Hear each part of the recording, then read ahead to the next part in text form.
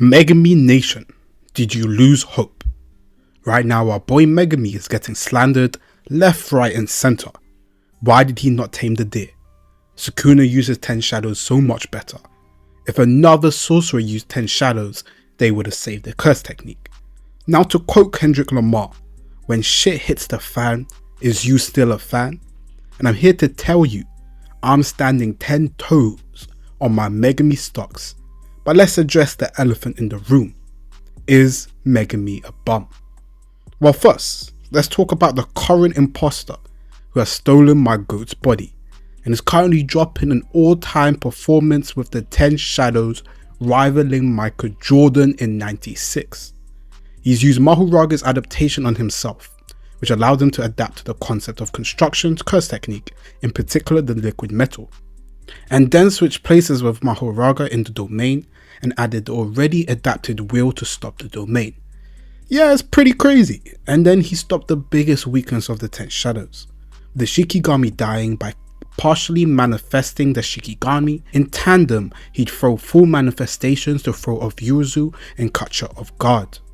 Moreover, these 10 shadow combo chains were serious and he was cooking with the 10 shadows. But does that mean Megumi is a bum? Well, no. And this isn't because I'm a Megumi fan. It's just not surprising that the arguably strongest character in the series is doing this.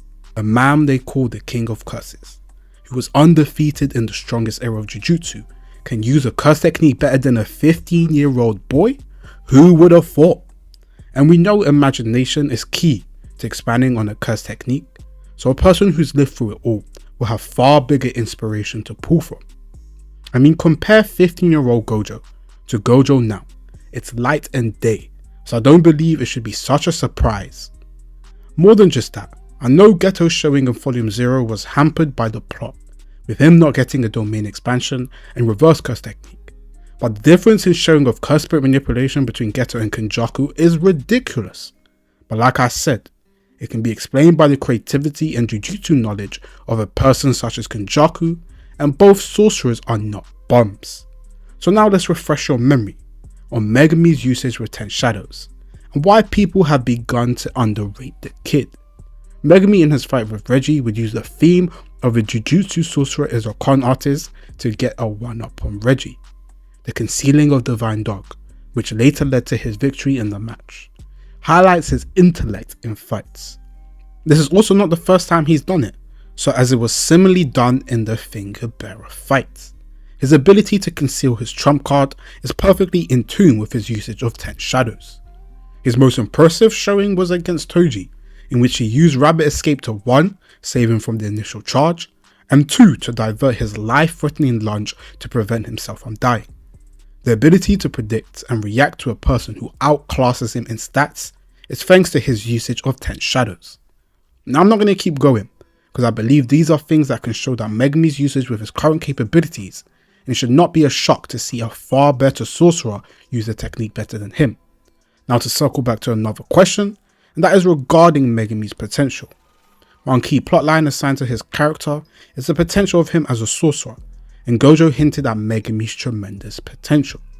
But what sealed the hype for it is when Gojo hinted that a previous 10 shadow and limitless user fought to the death and gave us as the audience the impression Megumi could get as strong as Gojo. And well, currently that doesn't look possible with Sukuna taking over his body. And with Sukuna's showing of 10 shadows, people have begun to doubt his potential. But was Megumi's potential overrated? Well, he's a 15-year-old child with the makings of a domain expansion.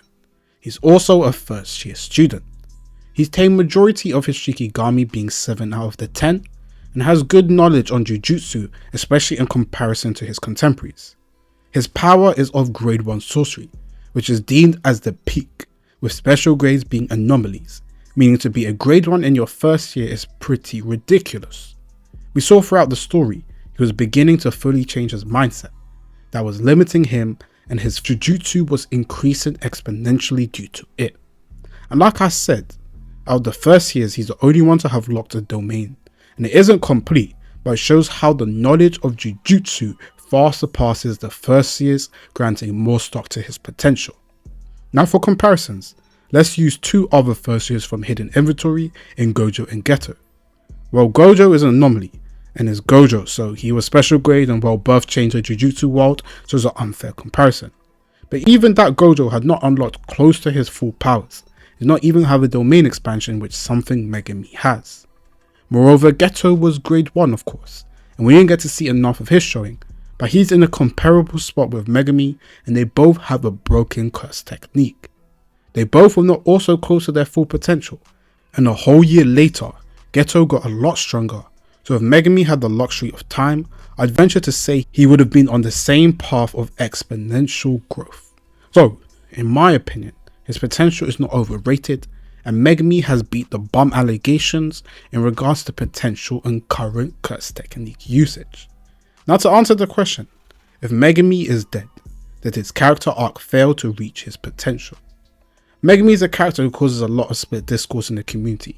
He's either loved, deemed as overrated, or deemed as undercooked compared to others in the main cast.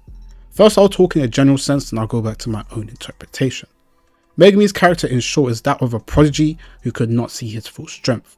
On numerous occasions, both Gojo and Sukuna hinted at him wasting his potential, and he showed comparisons with Killua with their own mindset hindering their growth. More than that, the crux of his character is focused on a balanced sense of justice. Now when I say justice, I don't mean to see his all might. However, his ideal of saving those he deemed as good is a very realistic mentality, and it's being enforced by two characters being Sumiki in particular, and later the meeting with Yuji. His dynamic with Yuji is one of my favourite things tied to his character, and how they differed on their outlook on life. However, compared to the likes of Gojo and Yuji, bear in mind Megumi is the second most important character in the series. He hasn't had the same level of development in ideals, and we've recently begun to see his evolution in terms of reaching his potential. So if Megumi was to have died here, without more character work done, there could be a degree of disappointment with his story not fleshing out on things tied to his character. So does that make his character arc underwhelming? And honestly, I'd say yes and no. Yes, because if this is the end, there's a lot we would have loved to see from his character, and in my personal opinion, he would have been taken away from the story early. Now, a lot of people's arguments to why it makes sense, and it falls on Reggie's curse of let fate toy with you, and the irony of his mindset coming back to bite him. First, the curse foreshadowed a tragic fate, and this was most definitely fit that criteria. Moreover, his whole concept of saving those he deemed worthy also calls back to his conversation with Yuji, but who's to say that someone you save won't kill someone in the future, which leads to a very tragic conclusion. In addition, it fits to a theme of JJK, with dying with regrets, and while dying feeling like you haven't accomplished enough, and further emphasis on the tragedy of those who are Jujutsu sorcerers. However, I do say no, because me personally, I do not believe this is the end of his character, and even though killing characters can be shocking, it doesn't hit the same if the character hasn't been developed enough. And I do believe there's a lot of his character that becomes underrated. We'll have a dedicated video going over that, but to summarize his mindset, it's very relatable, and focusing on saving people around you may be deemed as selfish, but very realistic. Yuji's mindset of saving everybody is very idealistic, and it's why it's led to him to have so many tragic moments, but the contrast of the two characters leads to a very good outlook on their current situations, and why I really enjoy their dynamic. Moreover, him needing to be strong to be a good character is overplayed, because the journey of him getting stronger really shows how much he's grown from his initial fights in Jujutsu Kaisen. That's why I have more stock in his final fight. Fingers crossed, because I refuse to believe Megumi vs Reggie is his final fight. But a Megumi with a new mindset, the selfishness to achieve his goals, and in essence the last thing holding him down, Sumiki, to fully break through and to ascend to a monster, it seems perfectly set up for his comeback. More so the concept of the shadows being everlasting from Reggie's point of view, that now Megumi has seemed to have reached the abyss, and the connotations of shadows can indicate gloom, unhappiness and negative emotions, which are the current emotions tied to Megumi right now. Now the light shining, and whether that is to foreshadow him being saved, or him accepting the reality of the situation, there seems like a moment needed to break his character for him to pick it back up.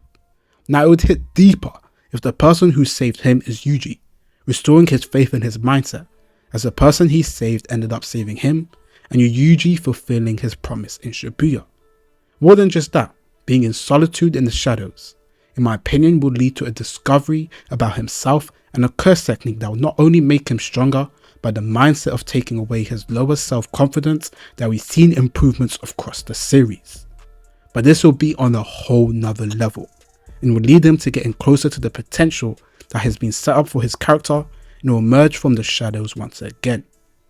In addition, it will see a new mindset from Megumi, whether that is reaffirming his current beliefs or something different which will allow him to change as a character.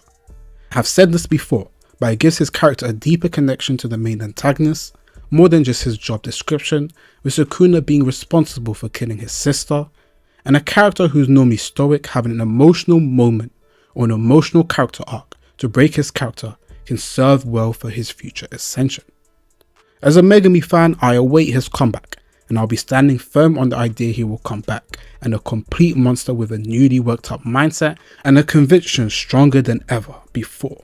And Sukuna, you better sit tight, because this Yuji Megumi beatdown will be generational. But to conclude, Megumi is not a bum. However, if this is the end of Megumi's character arc, I do believe it would be unsatisfying as a Megumi fan, as I have had major stocks in his character arc.